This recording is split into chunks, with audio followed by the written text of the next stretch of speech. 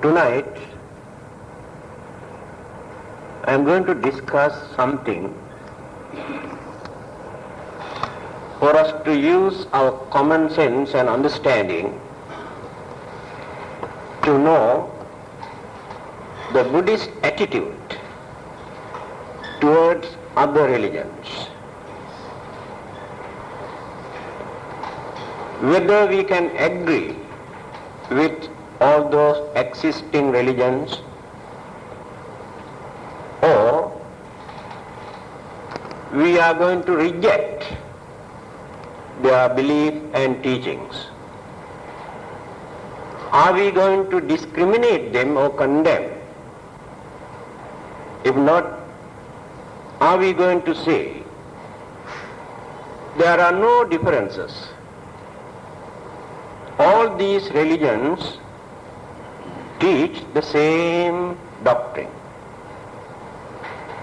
Every religion teaches for us to be good, to do good, and no religion in this world which teaches or encourages people to do bad things.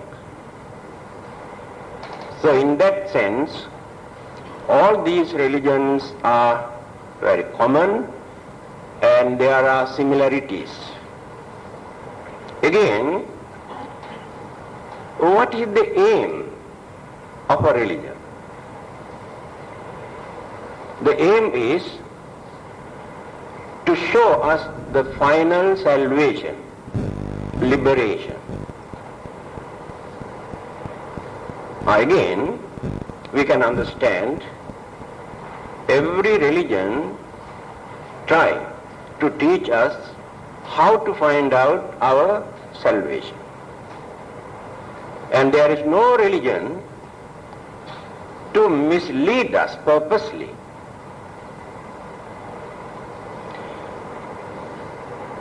In that case, why there are so many differences, discriminations and hostilities and jealousy and grudge amongst the followers of all these religions? Again, some people say, although we practice different methods, all these methods, all these different paths in the end reach to the same final goal. Some others say, we are worshipping and praying to the same God. God is one. But people give different names. Now Hindus say Brahma, creator God. Christians simply say God. Muslims say Allah. But they say all these are the names. But God is one. Now this is the way they try to introduce religious harmony and understanding and tolerance. But our attitude towards all these existing religions differ. We never say all these religions are the same. We never say we worship the same God, and we never say all these methods and practices and belief in the end reach the same final goal. But we never accuse or condemn or ridicule another religion to tell that Buddhism is the only true religion or real religion. We never utter such word. There are many things that we can agree.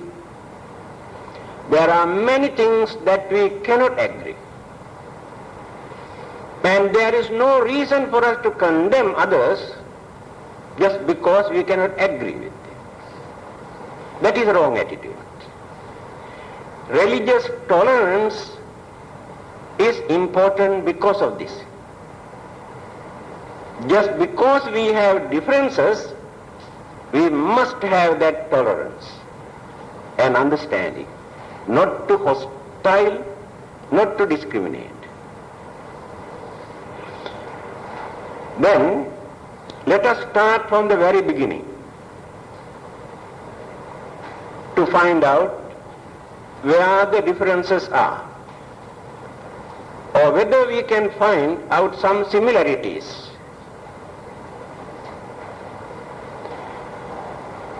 When the Buddha appeared in India,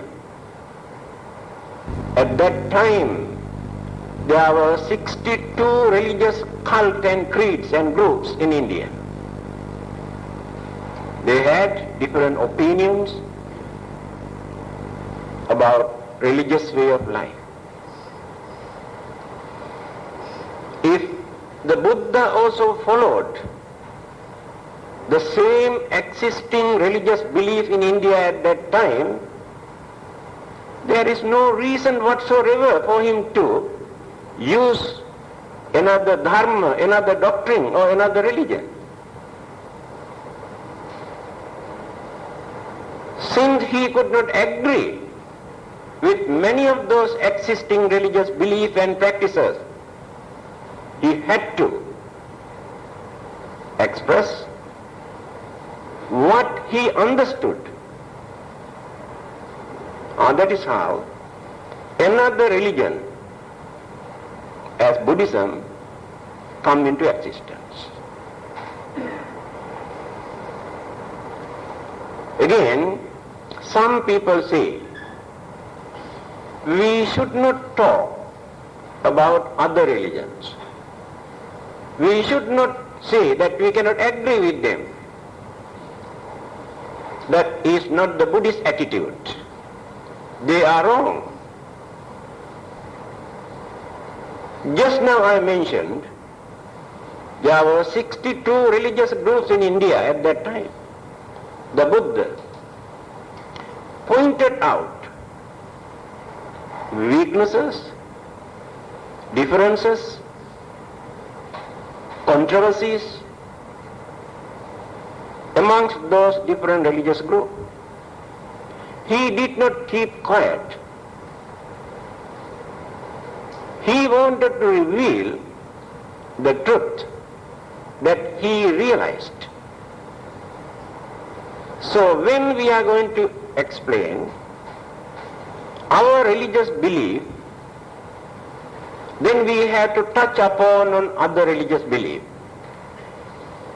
So we can show differences. Buddhism says like this, Christianity says like this, Islam says like this, Hinduism says like this, free thinkers say like this, scientists say like this. That is the Buddhist attitude. But we have no right to condemn or ridicule all those beliefs and practices held by various other religious groups. So it is not criticism, it is not accusation. We have freedom to express our ideas without ridiculing them. But very often we heard, but the followers of other religions, when they want to talk about certain religion, they used very uncultured, uncivilized, ugly word. Just as, oh, you are worshipping to devil. When they see the Buddha image at home, they have courage to say, oh, you are worshipping to devil. If not, they say you are sinners. You have no chance to go to heaven. Such ugly word, such uncivilized word, we never use to ridicule another religion. But we can show the differences. And we maintain this attitude for more than 2,500 years all over the world. That is why in the religious history you cannot point out where Buddhists have created violence or bloodshed in the name of Buddhism. Never. That is the uniqueness, gentleness of this religion. But we have to point out our views according to our own conviction, what we have accepted. So others cannot say that we are criticizing other religions. The first point is creation. All the other existing religions believe that this world or the whole universe, all those living beings or living things created by an almighty God. Buddhists never believe this. According to the Buddha's teaching, we have no ground or evidence to accept that it is true. It is only a belief. Again, scientific discoveries, great thinkers and philosophers and rationalists, when they study and analyze according to their observation, they also did not agree that belief that God created this world at once. According to the Buddha, the world, universe, living beings come into existence gradually, step by step. It is a gradual development, evolution, mental evolutions and elemental evolution. Going on changing by taking different shape.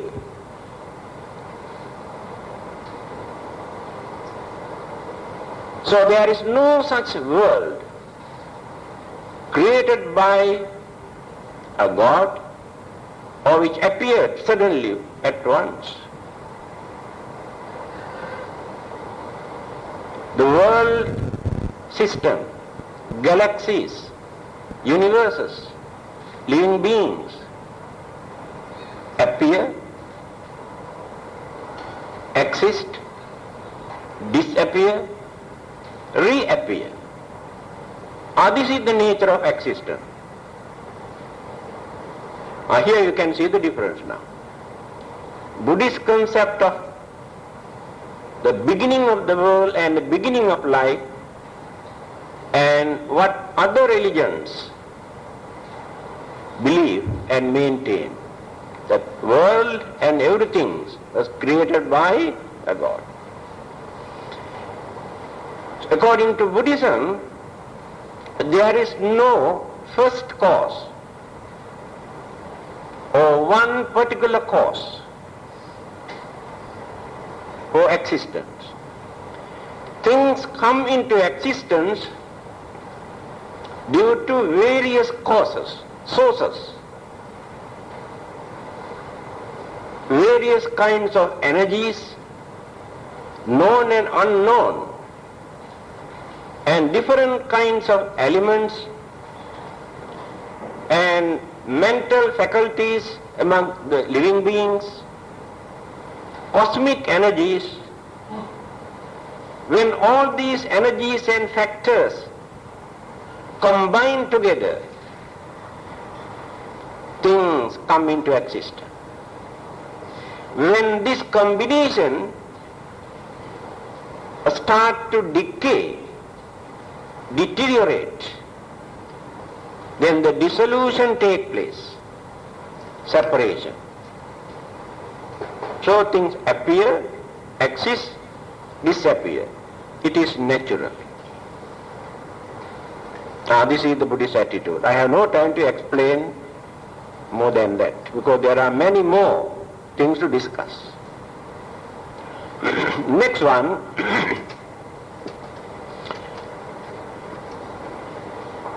origin of man. How human beings appeared in this world. All the other religions believe. Of course, Hindu concepts differ. Hinduism never says that their God created human beings at once. First, he has created only soul. After that, migrating,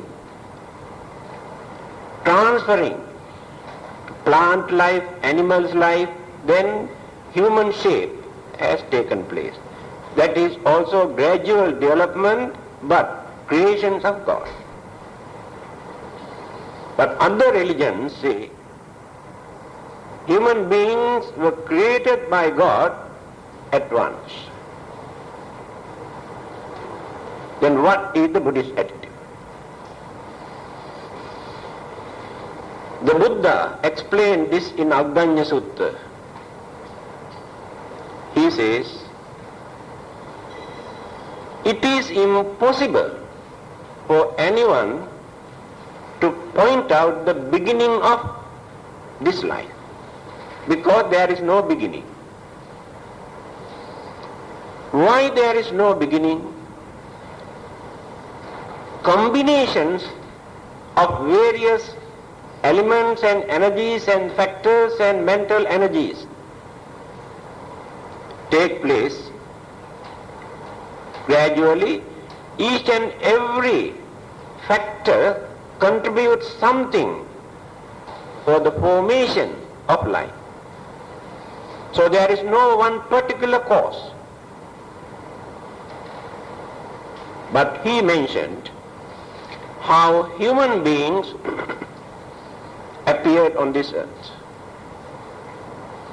When the destruction has taken place where we live, this world,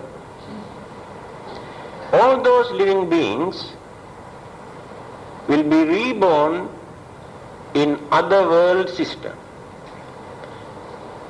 So according to him, this is not the only planet where there are living beings exist. There are endless, countless, numerous. So world systems is infinite. There is nobody who can point out the number of world systems. Different kinds of living beings exist. So when the formation take place, once again, because world system appear, decay, disappear, again appear gradually, not at once. Then living beings also appear again. So when the environment, the conditions, the situation are favorable for living things to exist, so living beings from other planets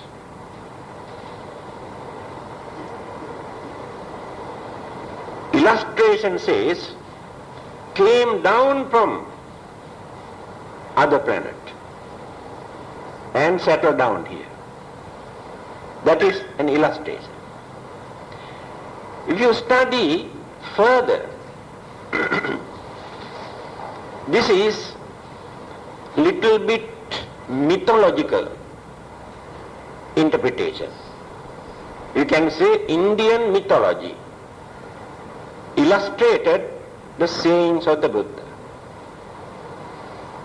What the Buddha has said, when the environment and everything in this world are favorable for life to exist, those other living beings who have departed from other world system, who had attachment, craving towards this world during their existence in this world, those departed persons' consciousness again absorb into this. All the other factors are ready. Now then the development of human life started from there. It is not a creation of God, it is not the beginning of life, because that life existed during the previous birth. That is why the Buddha says there is no beginning. I see the difference now. Next one, eternal soul. Buddhism is the only religion in this world which teaches that concept or the belief of Atma or eternal soul is our imagination. In reality, there is no such thing as soul. There were many dialogues, discussions, discourses given by the Buddha. Why did he say like this? When he analyzed the human mind, he pointed out we have 4 mental faculties: our feeling or sensation, then our identification, recognition, 2 mental faculties. Our mental tendencies or the mental habits, good and bad, that we have maintained life after life, another mental faculties. Modern psychologists interpret this as a storehouse of consciousness.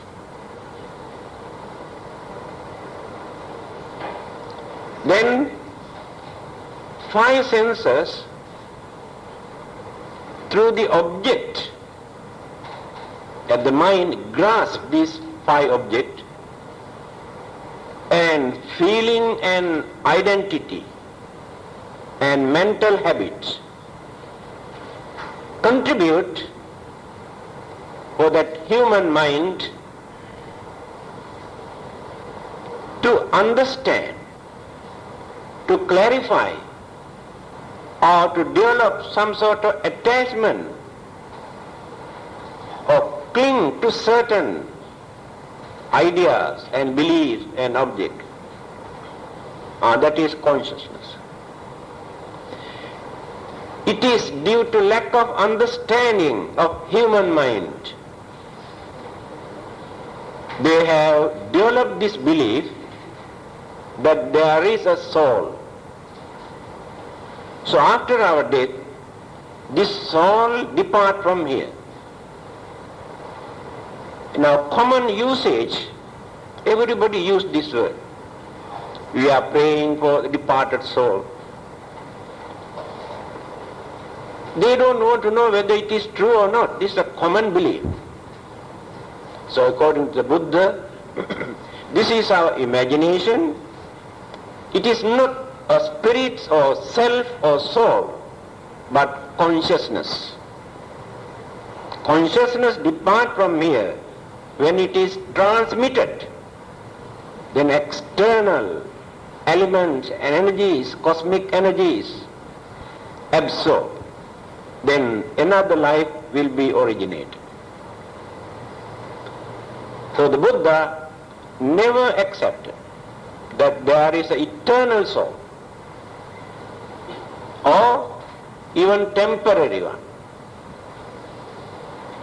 According to his analysis, 5 elements or 4 elements and 4 mental faculties or 5 aggregates, there is no place for soul, although we use it. Because this belief was there before Buddhism come into existence. Therefore still they maintain. Buddhists also maintain there is no harm, but it is an imagination.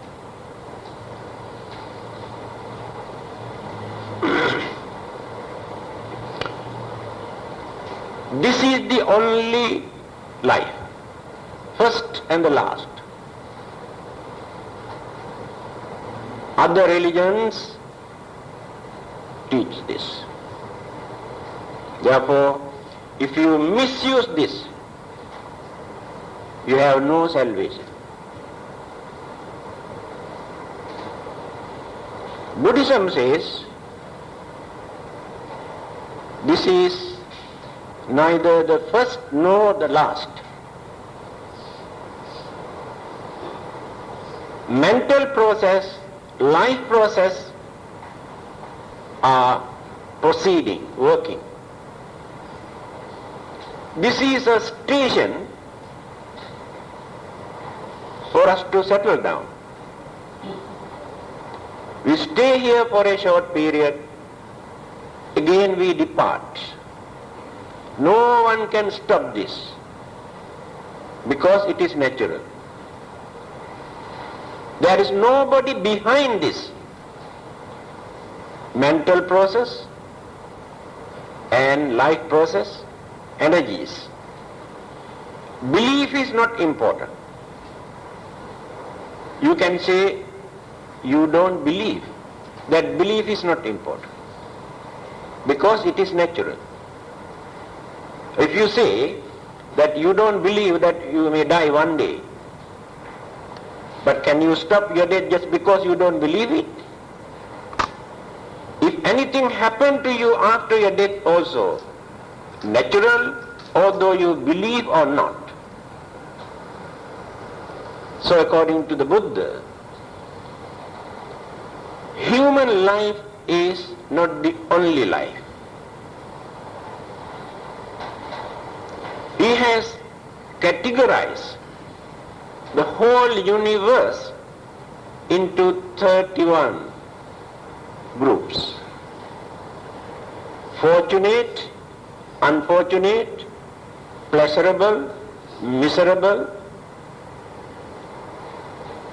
But among those 31s, like hells and animals and spirit and ghost and human and 6 kinds of devas, or the angels who enjoy their worldly life, and Brahmas higher than those devas who experience more peace and more satisfaction in their life.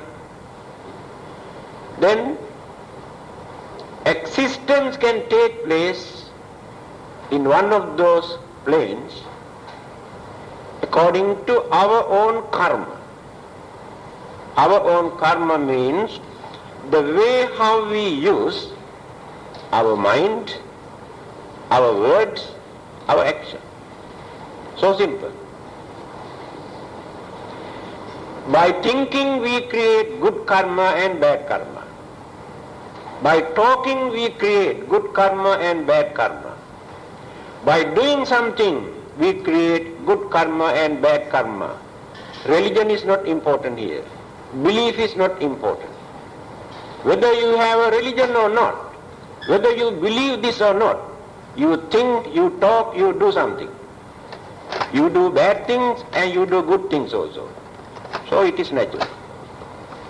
Our existence takes place again due to our way of thinking and talking and doing things.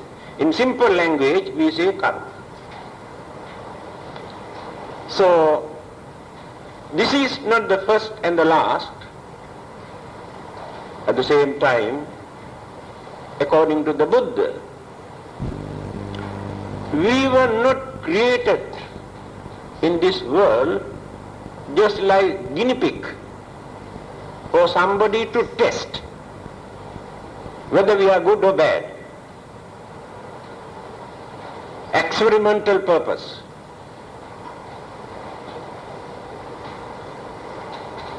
According to others, after testing, when they come to know we are useless, we throw us into dustbin, eternal dustbin, cannot get up again. If we are good, upward. So this is the only life. The Buddha rejected this belief.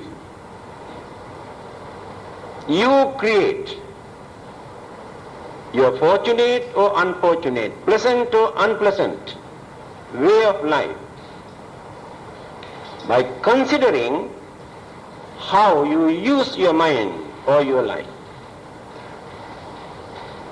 So in that sense we are not guinea pig here for somebody to test. We have our own identity. We have our common sense and understanding. But due to our ignorance, misconception, we misuse, we abuse our human life. At the same time, understanding people know how to make use of this life for better purpose. So the pleasant and unpleasant experiences we gain according to our own way of thinking. Another person is not responsible for that. That is Buddhism.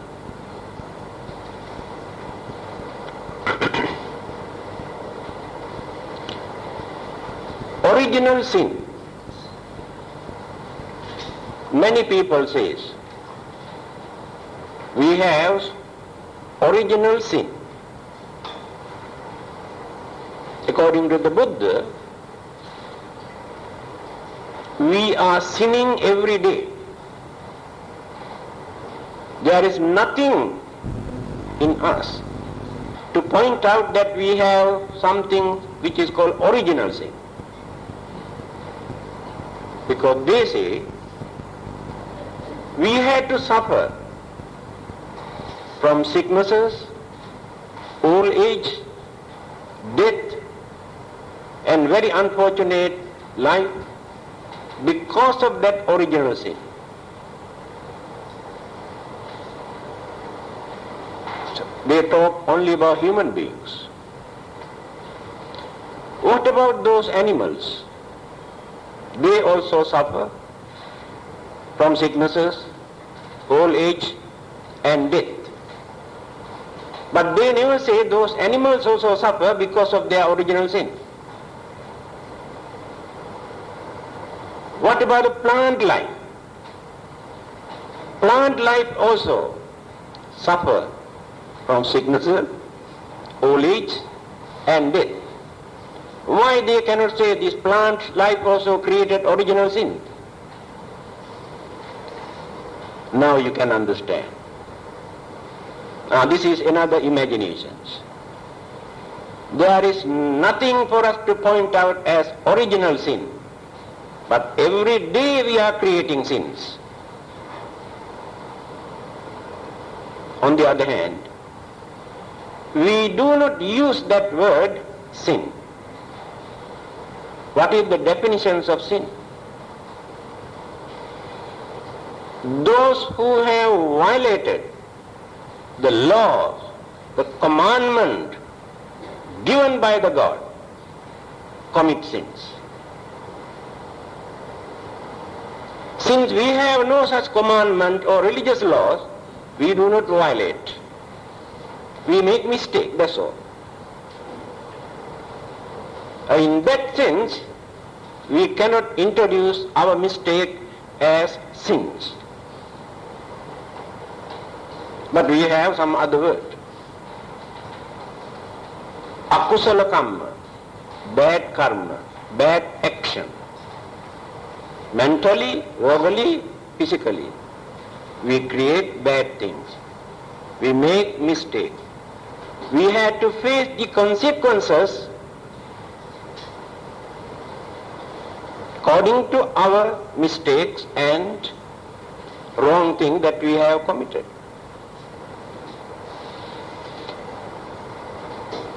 They also pointed how the human beings created original sin. First, God created man and later woman also. When he come to know the man feel loneliness, created woman also. And he created forbidden fruits, advised them not to eat. Then the devil appeared. Created temptation. So they did not listen to God. Through the influence of devil, they ate that forbidden fruits, apple. That is the original sin. Buddha also mentioned similar thing. When the human life first appeared on this earth, that is not the beginning of human life, I told you just now. At that time their minds were free from temptation and craving, but the nice aroma they gained created temptation. Hidden craving in their mind aroused. They could not control. After that, they enjoyed that mundane worldly life, pleasure.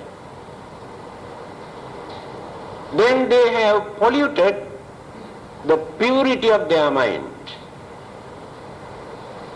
Because of that mental pollution, all the other mental defilement also start to develop. Craving, attachment, jealousy, anger, and so many other things, one after the other. But there is no devil behind to create all these things. Devil has nothing to do with us. Hidden human defilement aroused, flare up, then mental pollution, then the mistakes started from there. Now see the difference now. Then religious laws, commandments, religious punishment, we have to consider. From the Buddhist point of view, there are no religious laws, no religious punishment.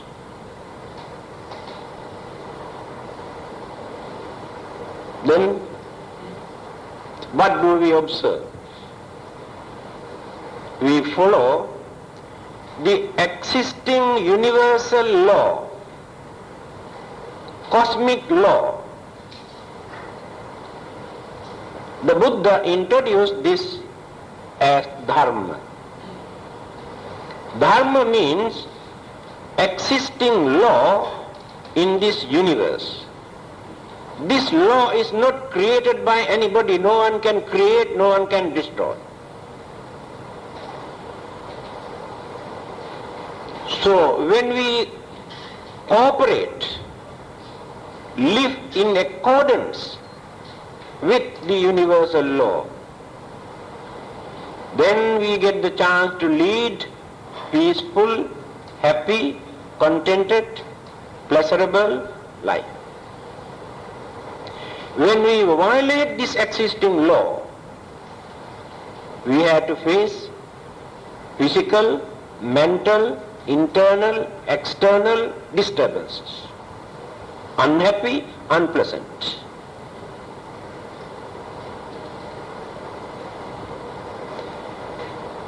When we touch electricity, live wire, that is cosmic energy. It is a universal law. Then we have to learn how to deal, how to handle this without touching it. We can make use of this energy without touching it. Dharma is like this. First we have to learn what this law is, how to handle it, how to make use of it.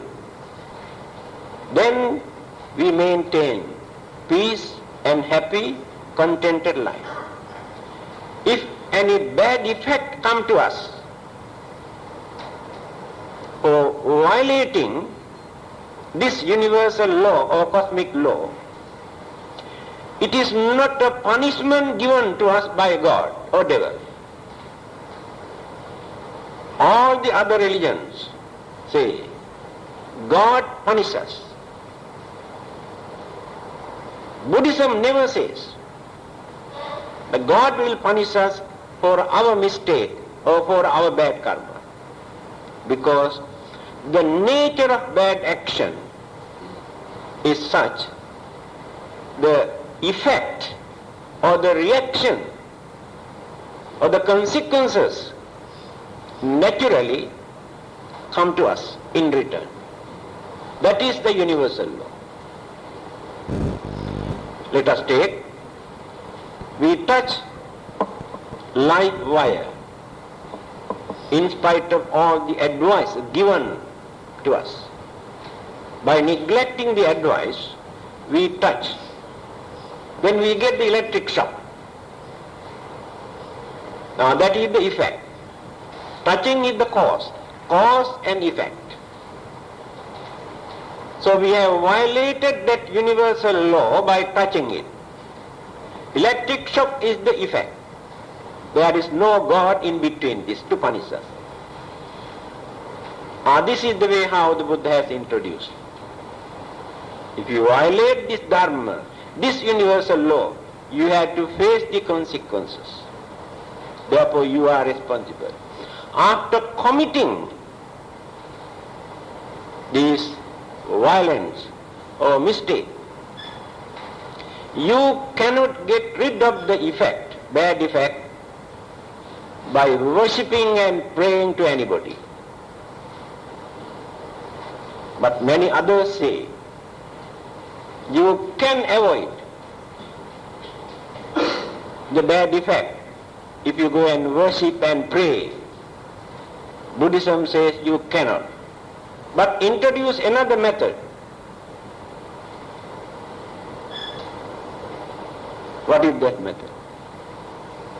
Due to our mistake or ignorance or misunderstanding, we make mistake, we commit evil. When we come to know that we have done a lot of bad things, then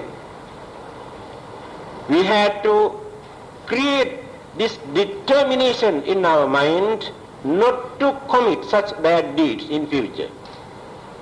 That is the first thing. From that day onward, try to do more good deeds. Do some service to others. Try to cultivate your mind. Reduce your cruelty, anger, jealousy, selfishness. Train your mind. Then you get the chance to overcome the bad effect that you have committed. Not simply by worshipping or praying to any god or any Buddhas or any Bodhisattvas. This is the nature of Dhamma taught by the Buddha. Some people say Buddhism is very, very difficult religion for people to practice. That is the reason why it is difficult.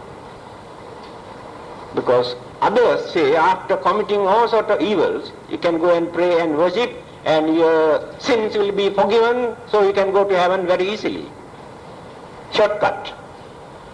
Buddhism never says, after committing all sorts of evil, you must come and pray to Buddha or Bodhisattvas, they will forgive all your sin. Indirectly they encourage for you to commit more sin. If there is somebody to forgive your sins in so easily. That is why it is necessary for you to learn earlier not to commit such bad things.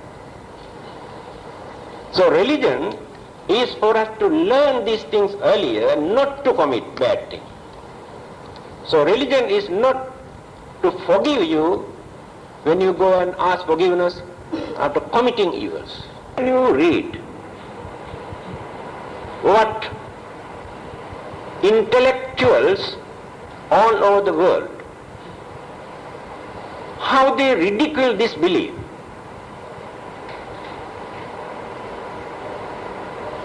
for a minor mistake committed by a man or woman due to his or her ignorance. Is it justifiable for God to condemn these people to suffer forever?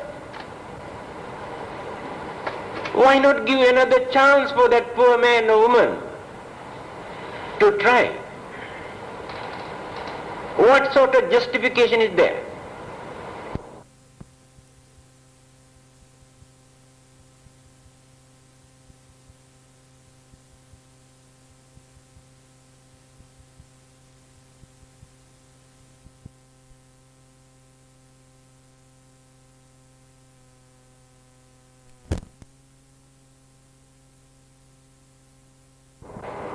Is it justifiable for God to condemn these people to suffer forever? Why not give another chance for that poor man or woman to try? What sort of justification is there? Can you imagine the meaning of this word eternal? Understand? Now, many religionists are discussing this serious issue. I am sure in time to come they will announce in future no more eternal hell, no more eternal heaven, because they cannot justify this. Because they have changed so many things earlier. So according to Buddhism, there is a limited period for us to suffer for the bad things, limited period for us to enjoy our life according to our good deeds, either as human beings or any other forms of living being. It depends on the gravity or the degrees of our good deeds and bad deeds, good karma and bad karma. So eternal heaven and eternal hell is out.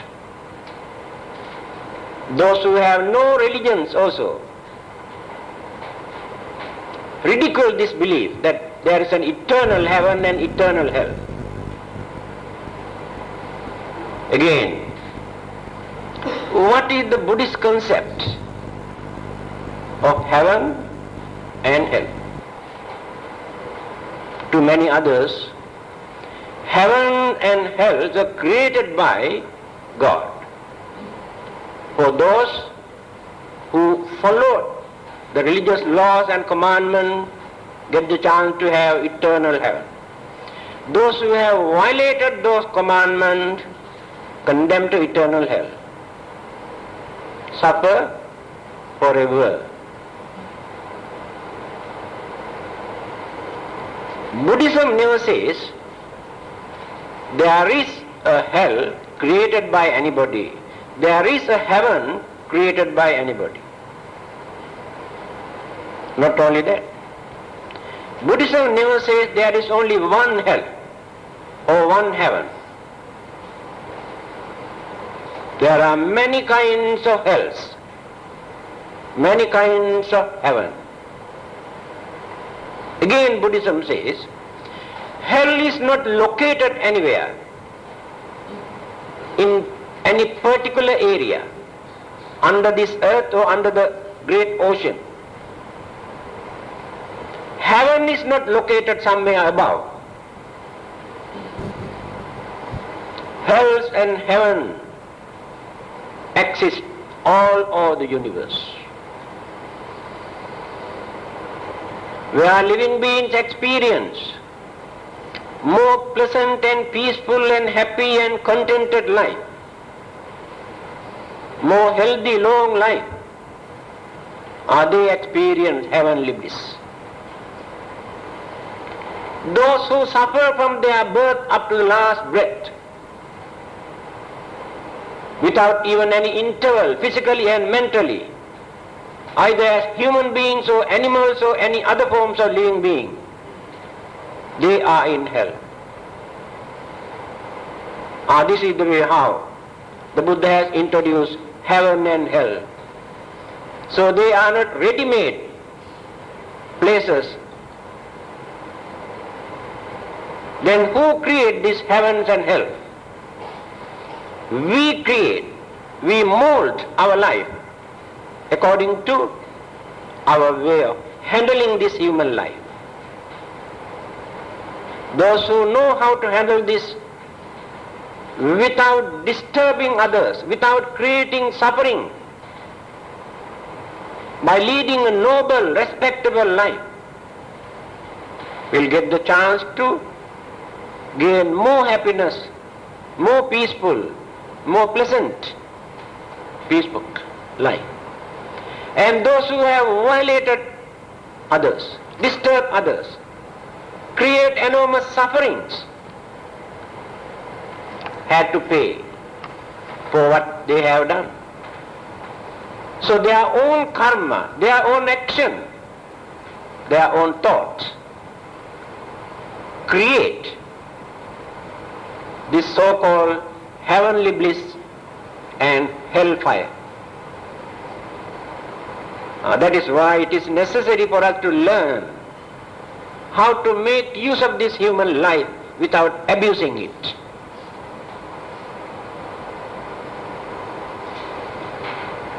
Again, Buddhism and Hinduism and Jainism, three religions, talk about karma. But other religions never talk about karma. They talk about sin and punishments and reward from God. Then what is the difference now? Hinduism also believe we create good karma and bad karma. To them, there must be a God to punish and to reward. So the concept of God is there. Buddhism never says God will handle our own karma. Just now I told you, the reaction or the nature of the effect, either good or bad, return to us. It is natural. So another person cannot handle this, either to punish or to reward. Now we can see the differences. Then, destructions of this world. I heard in certain countries, people are preparing, packing their barang. Destructions of the world coming very, very near. God is angry. God cannot tolerate any more. Man is wicked. Therefore he is going to destroy the whole world. Before that, they are preparing to go to heaven. This belief we can find even in Hinduism. The other day I told you there are three powerful gods. Brahma, the creator God. Vishnu, who look after this creation. Ishvara, very powerful God. One day, when he comes to know that human beings are very wicked and cruel, unreliable, he will burn the whole world. Destructions of the world. There must be a God for everything. But Buddhism says destruction is natural. There is no whether you can or not. You can pray to any god, asking the god to stop your growing or your decaying. It is natural. After decaying and decaying, one day you kick the bucket. Can you stop it? Or you can say, I don't believe it. It is dissolution, disintegration, this bundle that is called death. It is natural. Then, after this disappearance, some people say there is nothing.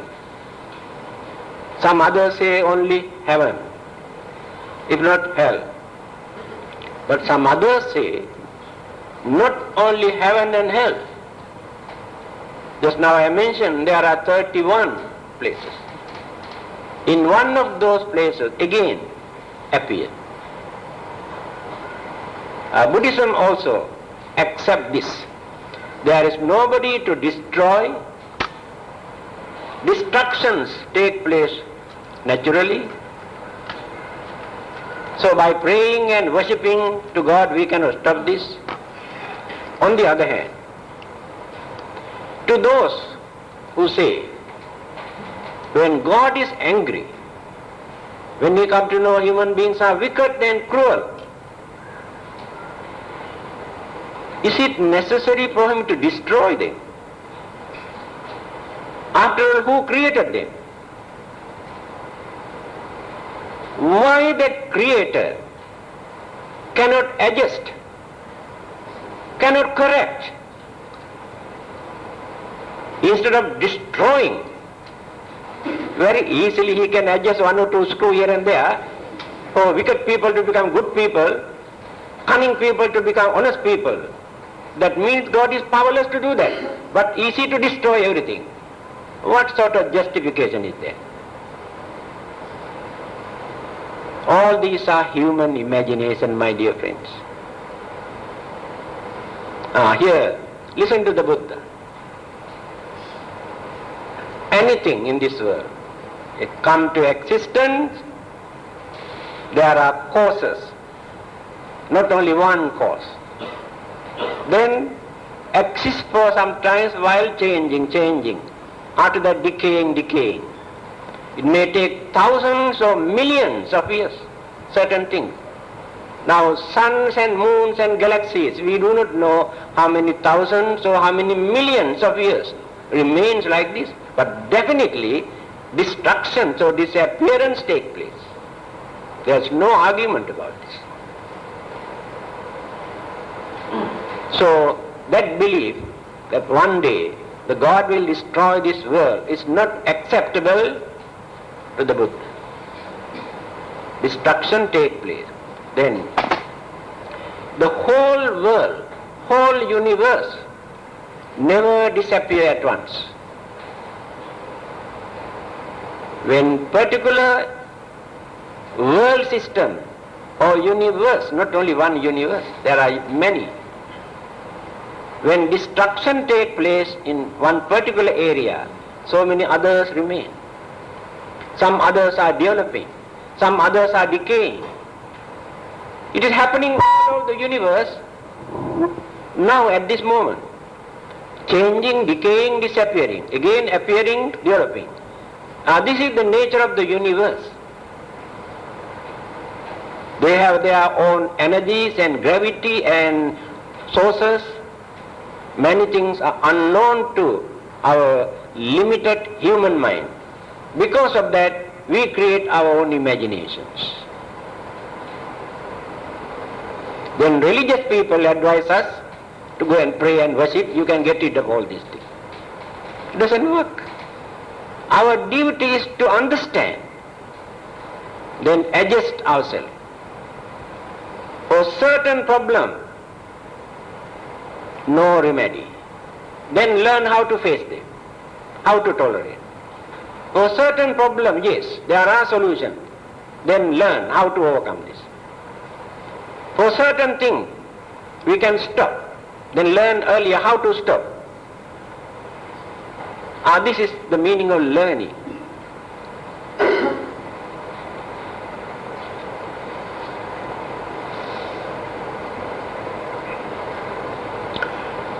Forgiveness of sins. Many others say, after committing evils, even before your death, if you believe in God, have faith in God, He will forgive all your sins. Then you can go to heaven. In my case, I try my best not to disturb others, not to create violence or bloodshed, not to create sufferings. That means I try to be good as much as possible. Even then, I have no chance to go to heaven because I don't believe in that God. But all those culprits who have violated, murderers, in the end, they say, oh, I believe in God, please forgive me, wash away all his sin, he will be in heaven. What sort of justification? But people believe all these things because very easy.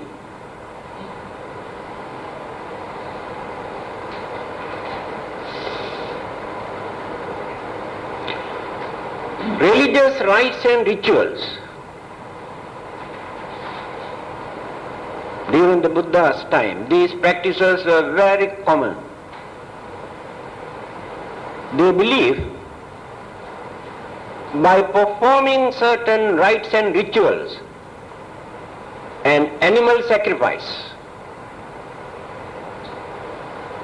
they can get rid of all their sins and bad luck to go to heaven. Animal sacrifice was very common. They burned thousands of animals, cows and goats and horses, elephants and human beings also, burns to please God. The Buddha had to point out all these human ill, social ill and weaknesses and cruelty and stupidity in the human mind to maintain human dignity, to practice a religion. So in the name of religion, many people develop their cruelty, jealousy, anger, grudge and ill will because of their religion. Very unfortunate. Even today, one religious group cannot meet each other face to face. Sour face, if not staring at each other. I really cannot understand why they adopt this kind of attitude in the name of religion. What is the purpose of a religion? To teach us as human beings and regard others as brothers and sisters or friends without discriminating, without condemning, without accusing. In the eyes of many religious groups, we are devils, not human beings, because we don't follow their belief, their tradition, their way of life. So they can brand others as wicked people just because they do not follow their system. Here again, the uniqueness in Buddhism. Although we have so many differences, there is no reason for us to ill-treat others, ridicule others. We never say the followers of other religions are sinners. We never utter such words. We never say the followers of other religion never get the chance to go to heaven. Quite possible, they also can. We can live, we can work with them without discriminating. But many others cannot do this. This is human weakness we apply through our religion. Because religion never teaches, but our own human weakness, our selfishness, our stupidity mislead our attitude. Because of religion, many people have no peace today. All sorts of disturbances, discriminations come to them because of their different religious brand.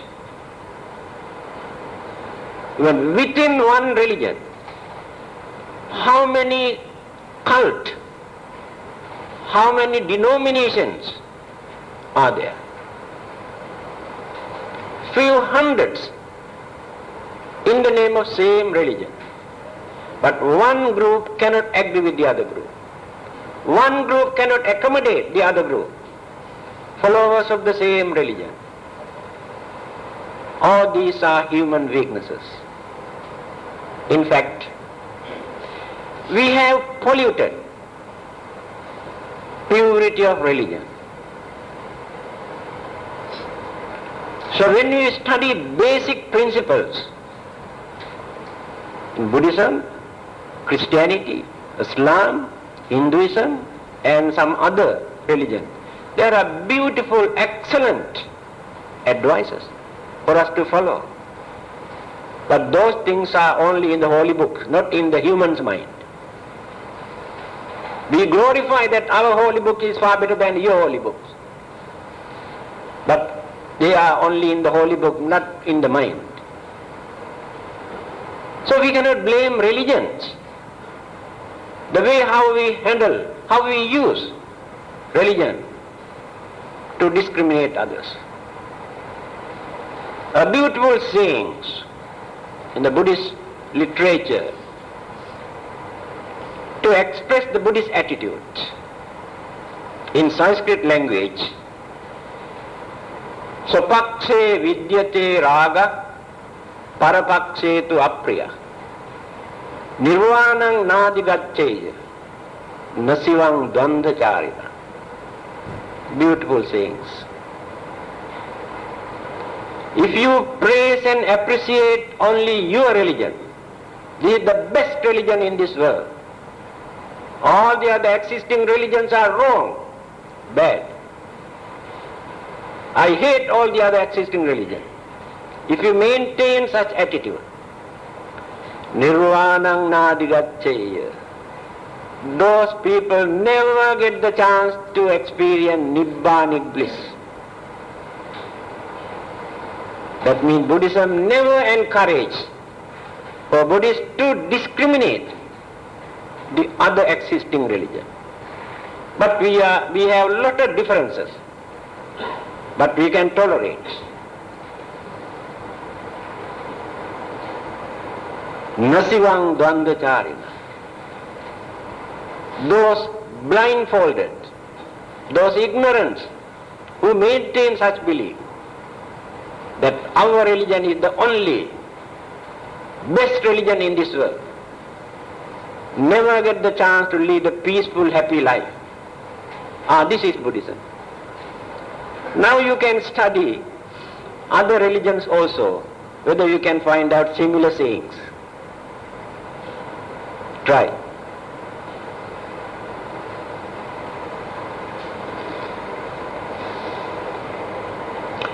So, religious rites and rituals to wash away our sins and to expect our salvation through the influence of external sources, external powers, you cannot find in Buddhism. That means whatever religious ceremonies rite and rituals we perform, without maintaining purity, cultivating our discipline, we never get the chance to experience peace and happiness in the next life. Again, by worshipping and praying and offering to any god or any Buddhas or Bodhisattvas, you never get the chance to find out your salvation unless you cultivate your way of life, unless you train your mind. In that sense, Buddhism teaches, instead of depending some support from outside, develop your inner feeling, develop your mind. Then you get the chance to find out your salvation. Again, to many religions, belief and faith is the most important thing. They say you must believe, you must have faith. That is enough. Buddhism says your faith, your belief can become blind faith, not knowing whether right or wrong, whether true or not. You develop your belief, you develop your faith. Belief and faith we maintain, but that is not enough. According to the Buddha, we must have mental purity. That is the important aspect, not the belief or faith. If the mind is pure, if we could manage to reduce our cruelty, anger, jealousy, greed and ill will, all those evil forces from the mind, then cultivated kindness, compassion, patience, tolerance, then purity is there. That purity is the important thing for us to find out our salvation, not the faith and belief. You can believe anything in this world, that is not enough.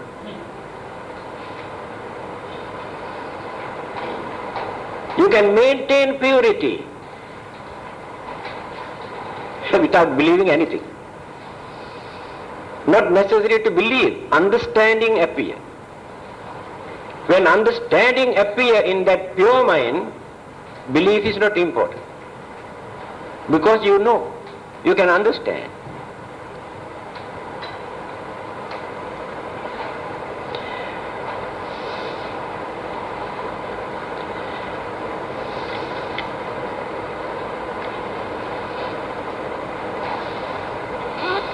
I think it's enough. What is the time now? I cannot see the time also because of this. You have to think again.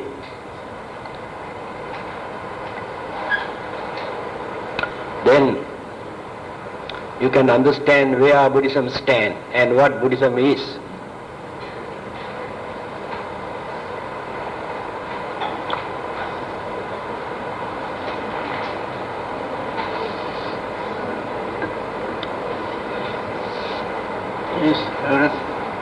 Okay then.